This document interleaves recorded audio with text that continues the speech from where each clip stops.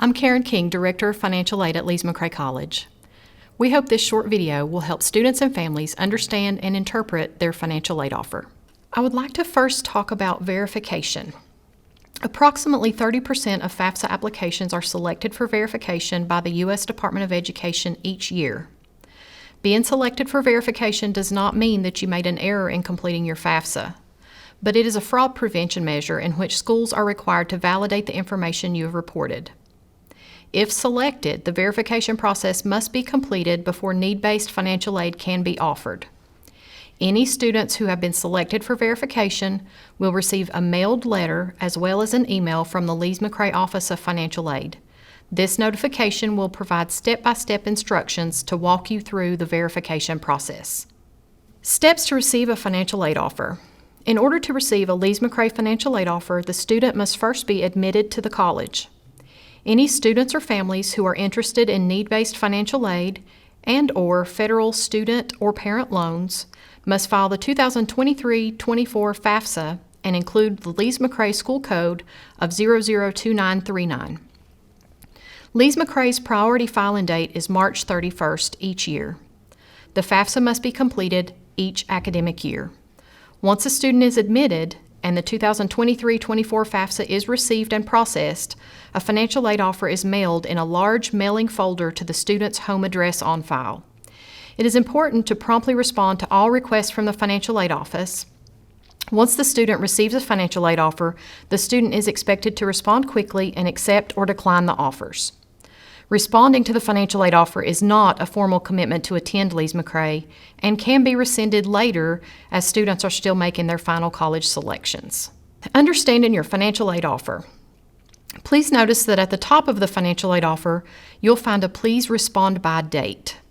That is the date we would request that the completed financial aid paperwork be returned to the financial aid office. Please be aware that the total standard charges provided are for your planning purposes. Actual charges will be incurred after the student is registered for classes each semester. Please be aware that there may be additional course fees as students make their selections each semester. This total cost figure includes tuition, fees, standard dorm room with a roommate, meals, and textbooks. If you'll notice in the center of the page, you should see the students' listed financial aid offers. These offers could include gift aid, which are scholarships and grants. They may include self-help aid, which could be federal work study, and also federal student loans. Please pay close attention to each of these offers as you make your decision on which to accept. As we look further toward the bottom of the page, you'll see a Parent Plus loan offer. The Parent Plus loan offer is a good estimate to cover standard charges for the academic year. Our offered amount includes an additional $1,000 to assist with the loan origination fees and other small miscellaneous costs, such as additional course fees, that the student may incur. Parents may choose to request more or less than the offered amount. Student Loan Acceptance Form. If you accepted a direct loan on your financial aid offer, please also complete the loan acceptance form printed on the back of the financial aid offer and pay close attention to the next steps. The student borrower will be required to visit studentaid.gov to complete loan entrance counseling and a master promissory note. Both steps are required before the federal student loans will disperse to pay the student account.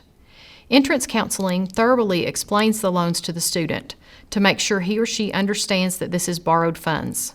It generally takes approximately 20 minutes to complete entrance counseling. The master promissory note is the legal agreement to repay the loan. Parents who are interested in borrowing a federal Parent Plus loan should complete and return the request form to the Lees-McRae Office of Financial Aid. This completed form is used by the school to certify your loan request and is required in addition to the online application process. We will not originate a parent loan until we receive your paper request, which signifies your intention to accept the loan. On the back of the Parent Plus loan request form, the parent should find their next steps. In addition to returning the paper request form, that same parent is required to visit studentaid.gov and complete the application process, which runs a credit check, then complete the Parent Plus loan master promissory note. The Parent Plus loan will not disperse unless the parent information on the request form matches the information on the parent's completed master promissory note. Please note, if a parent's credit is declined, the student may then be offered an additional $4,000, which is $2,000 per semester, on his or her federal unsubsidized student loan.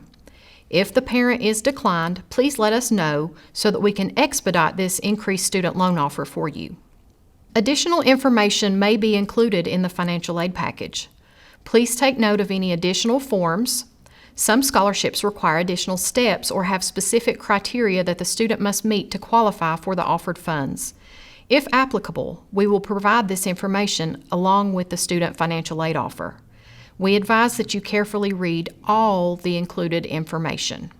For example, the North Carolina Need-Based Scholarship requires that the student visit ncresidency.org to complete the residency determination service. This validates the student's residency in the state of North Carolina. This step will be required before the scholarship will disperse to the student account. This slide contains our contact information. You may return your financial aid offer and other necessary paperwork using one of these listed methods. Our contact information is also found on the cover letter that accompanied your financial aid offer. We hope that you found this information helpful. Please let us know if you have any further questions.